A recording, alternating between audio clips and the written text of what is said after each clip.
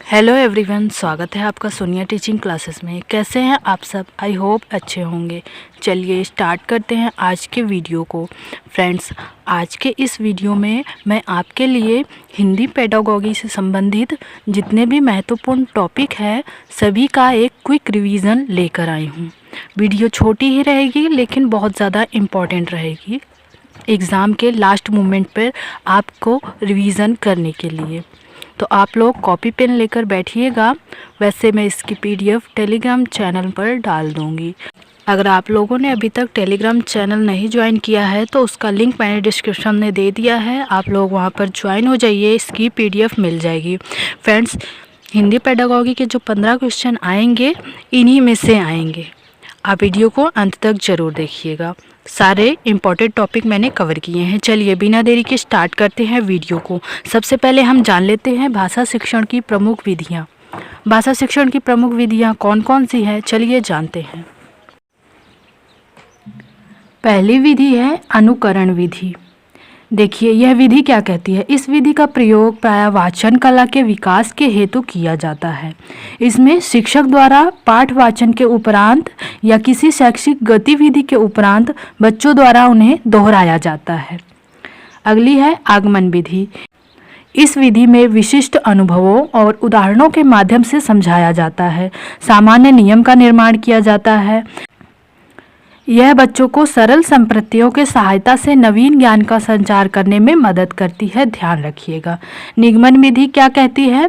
यह विधि शिक्षा के उच्च स्तर पर उपयोग में लाई जाती है। आपसे क्वेश्चन पूछा जा सकता है निगमन विधि शिक्षा के किस स्तर पर उपयोग में लाई जा सकती है, तो उच्च स्तर पर, ध्यान रखिएगा, क्योंकि यह नियमों और सिद्धांतों के प्रस्तुतिकरण तथा बाद में उदाहरणों के द्वारा उन नियमों के पुष्टिकरण से संबंधित है।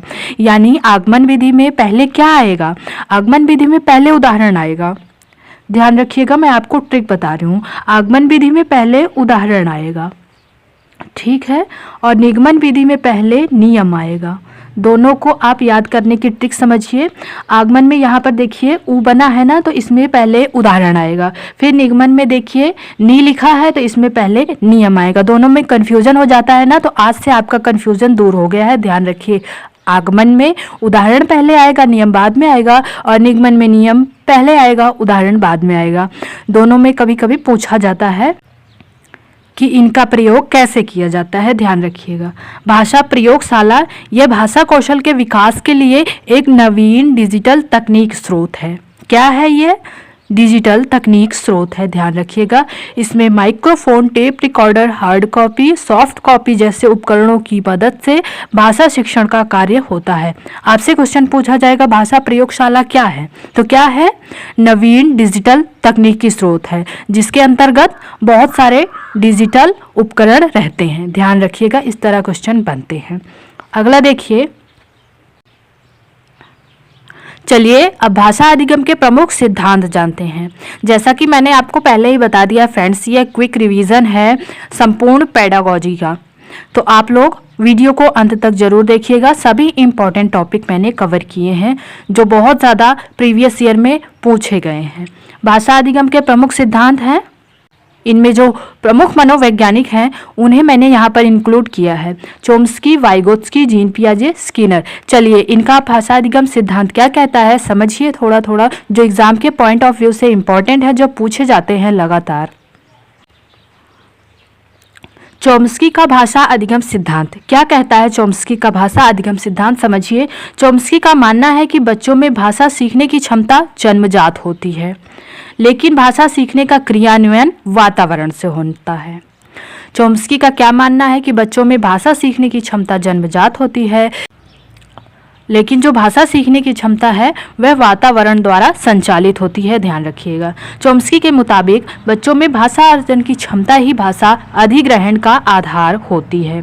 चोम्स्की के अनुसार सभी मानवों में एक सहज भाषा अधिग्रहण डिवाइस जिससे लैड कहते हैं। इसका फुल फॉर्म है लैंग्वेज एक्विजिशन डिवाइस, ध्यान रखिएगा, होती है। चोम्स्की के अनुसार वाक्य निर्माण के नियम को जेनरेटिव ग्रामर कहते हैं। आपसे यहाँ पर इसी वाक्य से क्वेश्चन बन सकता है कि किसके अनुसार वाक्य निर्माण के नियम को जेनरेटिव ग्रामर कहते हैं, तो चोम्स्की के अनुसार। चोम्स्की को आधुनिक भाषा विज्ञान का जनक माना जाता है, ध्यान रखिएगा, इस तरह के क्वेश्चन बन सकते हैं। अगला है वाइगोत्स्की का भाषा अधिगम सिद्धांत। इनका अधिगम सिद्धांत क्या कहता है, समझिए। लेओ वाइगोत्स्की के सामाजिक सांस्कृतिक सिद्धांत के मुताबिक भाषा सीखने में सामाजिक संपर्क और सहयोग की अहम भूमिका होती है। वाइगोत्स्की का सिद्धांत समाज पर आधारित है, यह तो आपको पता है। तो इन्होंने भाषा को क्या बताया है, सामाजिक संपर्क और सहयोग के माध्यम से हम लोग भाषा सीखते हैं वाइगोत्स्की के अनुसार, ऐसा वाइगोत्स्की जी कहते हैं। वाइगोत्स्की के अनुसार भाषा एक सांस्कृतिक उपकरण है और यह बच्चों की सोच और सीखने की अहम भूमिका निभाती है। वाइगोत्स्की का मानना था कि बच्चों दूसरे से ज़्यादा जानकारी रखने वाले लोगों यानी यमकीओं की संगति में सबसे अच्छा सीखते हैं। यह इनका टर्म है ना, यमकेओ, यानी अपने से जो अधिक नॉलेज रखता हो, मोर नॉलेजेबल अदर, ध्यान रखिएगा। वाइगोत्स्की के मुताबिक बच्चे सामाजिक संपर्क और संचार के जरिए भाषा को आत्मसात करते हैं और इसका इस्तेमाल अपनी सोच और समस्याओं को सुलझाने के लिए करते हैं। तो ये जो सभी वाक्य यहाँ पर लिखे हैं इन्हें आप ध्यान रखिएगा। एज इट इज़ उठाकर क्वेश्चन इसी तरह बना दिए जाते हैं और आपसे पूछा जाएगा ऐसा किसने कहा है, तो ध्यान रखिएगा। अगला देखिए, अगला है जीन पियाजे का भाषा अधिगम सिद्धांत। पियाजे का मानना है कि संज्ञानात्मक विकास भाषा से स्वतंत्र है और विचार भाषा को निर्धारित करते हैं। पियाजे के अनुसार विचार पहले उभरते हैं और भाषा माध्यम प्रदान करती है जिसके द्वारा बाद में अवधारणाओं और वैचारिक सोच को आगे बढ़ाया जाता है, ऐसा पियाजे ने कहा है। वह इस बात पर जोर देते हैं कि विचार न केवल भाषा को निर्धारित करती है बल्कि उसे बेहतर बनाते हैं, ध्यान रखिएगा। अगला देखिए, अगला है स्किनर का भाषा अधिगम सिद्धांत। बीएफ स्किनर के मुताबिक बच्चों में भाषा विकास अनुकरण और सकारात्मक सुदृढ़ीकरण के जरिए होती है, ऐसा स्किनर ने कहा है। स्किनर का मानना है कि बच्चे अपने देखभाल करने वालों की भाषा की नकल सबसे अच्छी तरह से भाषा सीख सकते हैं। यानी जो बच्चों की देखभाल करते हैं यानी उनके माता पिता, वो जो भाषा बोलते हैं उन्हीं की नकल करके वे सबसे अच्छी तरह से सीख सकेंगे बच्चे, ऐसा स्किनर ने कहा है। स्किनर के अनुसार बच्चों को भाषा सीखने में सकारात्मक सुदृढ़ीकरण काफ़ी मदद करता है। यानी अगर बच्चा कोई शब्द बोलता है तो उसे वह चीज़ देनी चाहिए जो वह मांग रहा है, ध्यान रखिएगा। स्किनर के मुताबिक बच्चे अपने आसपास के लोगों से संकेतों और सहारों से भाषा सीखते हैं। स्किनर के मुताबिक बच्चे अपने प्रतिक्रियाओं को दोहराकर, सुधार कर और वयस्कों से मिलने वाली प्रतिक्रियाओं से भाषा सीखते हैं।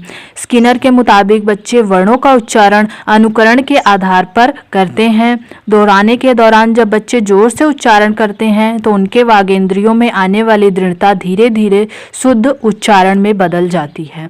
तो ध्यान रखिएगा, ये 4 मनोवैज्ञानिक मोस्ट इम्पॉर्टेंट है। आप अगर प्रीवियस ईयर के क्वेश्चन पेपर सॉल्व कर रहे होंगे तो आपने देखा होगा कि लगातार अदल बदल कर इन्हीं 4 मनोवैज्ञानिक से हिंदी पेडागॉजी में क्वेश्चन पूछे जाते हैं भाषा अधिगम से संबंधित, ध्यान रखिएगा। अगला देखिए, अगला है भाषा संबंधी अक्षमता और विकार। ये आप इससे 1-2 प्रश्न 100% मानकर चलिए, न सिर्फ हिंदी पेडागॉजी के बल्कि किसी भी पेडागॉजी में पूछे जा सकते हैं, चाहे गणित हो, ईवीएस हो, सीडीपी हो या हिंदी हो, किसी भी में पूछा जा सकता है। चलिए देखते हैं। डिसलेक्सिया यह एक पठन विकार है जिसमें ध्वनियों की पहचान करने और यह सीखने की समस्या होती है कि वे अक्षरों और शब्दों को कैसे जोड़ेंगे या डिकोडिंग करेंगे। डिसलेक्सिया पठन विकार है, आपको इतना याद रखना है। डिस्ग्राफिया यह एक कमी है जो सुसंगत रूप से लिखने की क्षमता को प्रभावित करती है।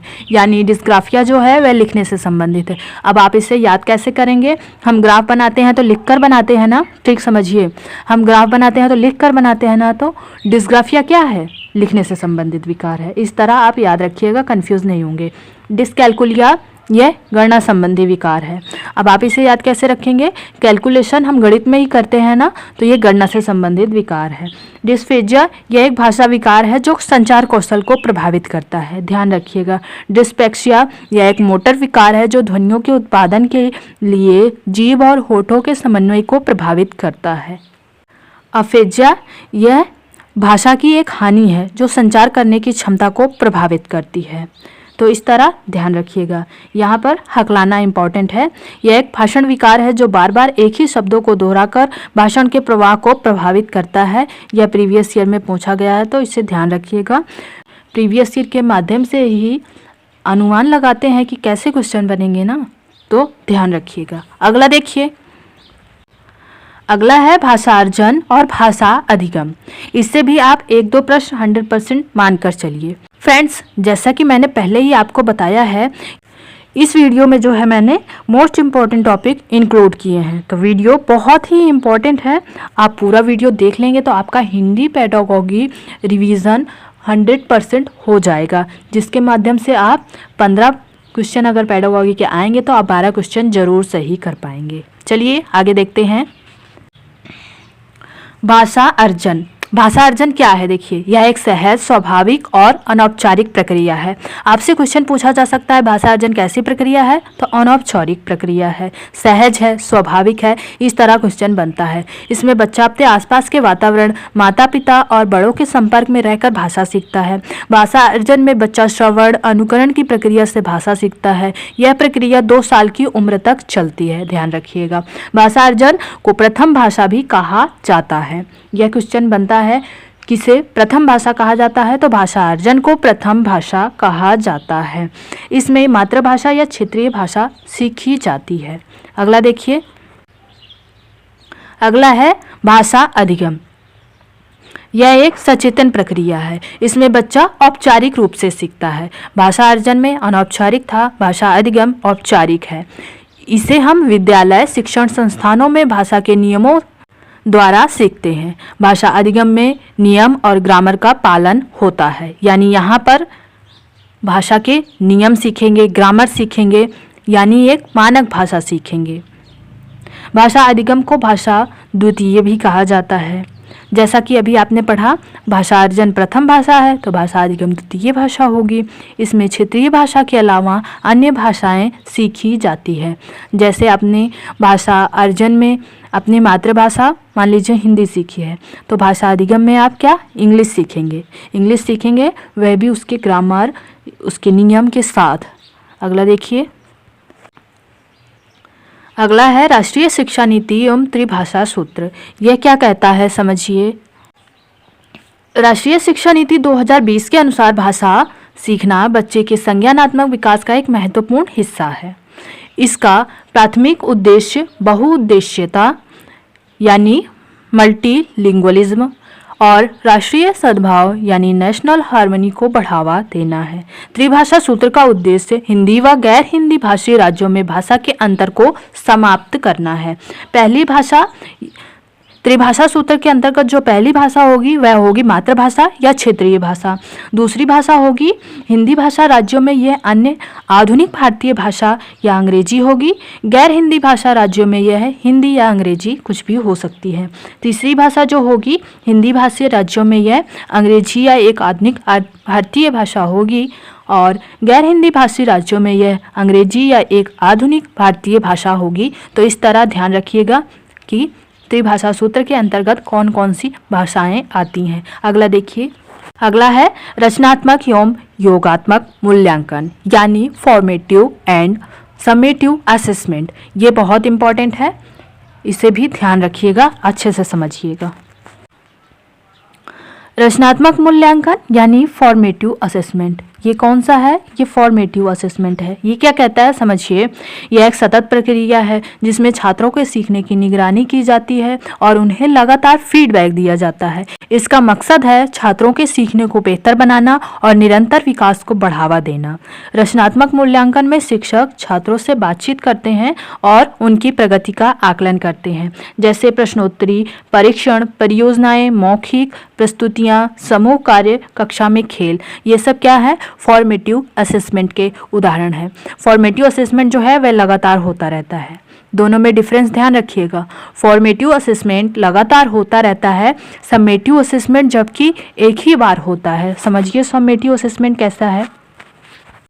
यह किसी पाठ्यक्रम या कार्यक्रम के अंत में किया जाता है। जैसा कि मैंने बताया, समेटिव असेसमेंट जो है वह एक ही बार होता है। इसमें छात्रों को समझने को मापने के लिए किसी समग्र मूल्यांकन स्कोर या ग्रेड दिया जाता है।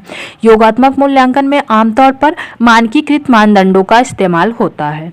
मध्यावधि परीक्षा, अंतिम परियोजना, मानकीकृत परीक्षा, लिखित मूल्यांकन, प्रदर्शन मूल्यांकन, मौखिक मूल्यांकन, गणित पोर्टफोलियो, ये सब इसके उदाहरण हैं समेटिव के। फॉर्मेटिव लगातार चलता रहता है। दोनों में डिफरेंस ध्यान रखिएगा, कन्फ्यूज़न होती है। फॉर्मेटिव लगातार चलता रहता है, समेटिव अंत में होता है, ध्यान रखिएगा। अगला देखिए। चलिए अब जानते हैं पठन कौशल और उपकौशल और इनके कुछ नियम। देखिए मौन पठन क्या कहता है। मौन पठन लिखित सामग्री को बिना आवाज़ किए पढ़ने का एक तरीका है। इसमें पाठक को भावार्थ को समझते हुए पढ़ना होता है।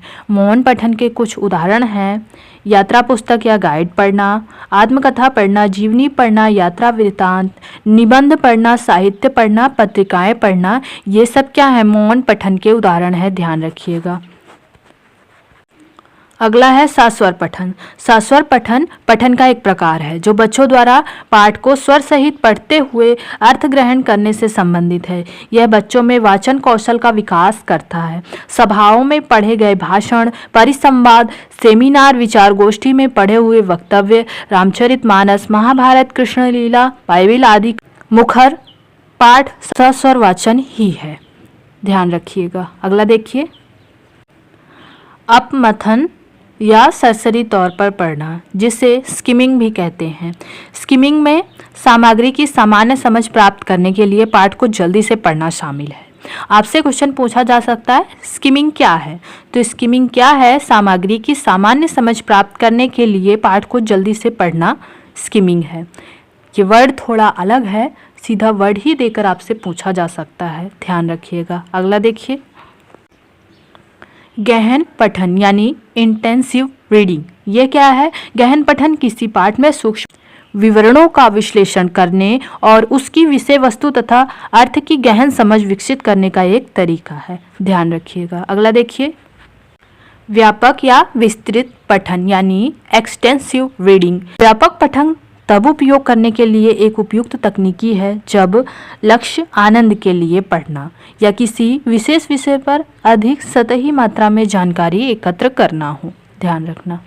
अगला देखिए, अगला है निदानात्मक परीक्षण एवं उपचारात्मक परीक्षण। देखिए यह क्या कहता है, जिस प्रकार एक चिकित्सक रोगी के कुछ लक्षणों को देखकर उसके रोग का निदान करता है, उसी प्रकार एक शिक्षक छात्र के अधिगम संबंधित त्रुटियों को जानकर उनकी कठिनाइयों को दूर करना, उसका निदान करना एक शिक्षक का कर्तव्य है। अधिगम त्रुटियों का पता लगाना निदानात्मक परीक्षण है एवं उन त्रुटियों को दूर करने संबंधी शिक्षण उपचारात्मक शिक्षण कहलाता है। यानी जब आपने बालक की त्रुटियों का पता लगा लिया तो वह क्या है, पता लगाना निदानात्मक परीक्षण है। अब पता लगा लिया तो आप उसमें सुधार करवाएंगे ना, बालक ने जहाँ त्रुटियाँ की है, तो वह क्या है, उपचार है, उसका ध्यान रखिएगा। शैक्षिक मनोवैज्ञानिक सोनेल के अनुसार भाषा में निदानात्मक परीक्षण वह परीक्षण है जिसके द्वारा अनुसंधानकर्ता छात्र के भाषागत दोषों को खोजता है जो अपने स्कूल के विषय में सामान्य प्रगति नहीं कर पाते। परिभाषा पूछी जाती है, ध्यान रखिएगा, आपसे यह परिभाषा पूछी जा सकती है। अगला देखिए कुछ और उपचारात्मक और निदानात्मक परीक्षण से संबंधित इंपॉर्टेंट पॉइंट। विद्यार्थियों की भाषा संबंधी कमियों का सही अवलोकन किया जाता है। इस परीक्षण के अंतर्गत अवलोकन की गई भाषाई कमियों को उपचारात्मक शिक्षण द्वारा दूर किया जाता है। कमियों को दूर कर छात्र को विषय में सामान्य प्रगति करने का मौका प्रदान किया जाता है। उपचारात्मक शिक्षण के कई रूप हो सकते हैं। इनमें से कुछ रूप ये हैं: बालकों की कठिनाइयों को सामूहिक रूप से निवारण करना, व्यक्तिगत भेदों के आधार पर व्यक्तिगत रूप से बालक की अशुद्धियों का निवारण, उपचार गृहों या भाषा प्रयोगशाला में बालकों के उच्चारण और भाषा संबंधी परीक्षण और अभ्यास। इस तरह उपचारात्मक शिक्षण के माध्यम से बालकों की त्रुटियों का उपचार किया जा सकता है। अगला है हिंदी भाषा से संबंधित महत्वपूर्ण टैग वर्ड। देखिए कुछ सकारात्मक टैग वर्ड देखिए: सक्रिय, खोजी, अधिगम, समझना, बाल केंद्रित, प्रोत्साहित, समालोचनात्मक, संवेदनशील। यह शब्द पर्यावरण में आते हैं। रचनात्मक करके सीखना, बहुभाषिकता, विभिन्न संदर्भों, अवसर, स्वतंत्र अभिव्यक्ति, बढ़ावा देना, ये सब क्या है? सकारात्मक टैग वर्ड है, ध्यान रखिएगा। नकारात्मक क्या है? केवल, सिर्फ, मात्र, निष्क्रिय, मानकीकृत, दंड, सजा, भय, व्याख्या, व्याख्यान, परिभाषा, रटना, याद करना, स्मरण करना, पुस्तक केंद्रित, शिक्षक केंद्रित, हतोत्साहित, ये सब नकारात्मक टैग वर्ड हैं। तो फ्रेंड्स, आई होप आपको वीडियो समझ में आया होगा और जो क्विक रिवीजन का मेरा मोटिव था वह पूरा हुआ। आप लोगों को अगर वीडियो पसंद आया तो वीडियो को लाइक कीजिए, अपने दोस्तों के साथ शेयर कीजिए और ऐसे ही इंटरेस्टिंग वीडियोस देखने के लिए चैनल को ज़रूर सब्सक्राइब कीजिए। फ्रेंड्स, अगर आप लोगों को इस वीडियो की PDF चाहिए तो टेलीग्राम चैनल का लिंक मैंने डिस्क्रिप्शन में दे दिया है, आप लोग वहां पर ज्वाइन हो जाइए, PDF मिल जाएगी। थैंक यू फ्रेंड्स, मिलते हैं नेक्स्ट वीडियो में।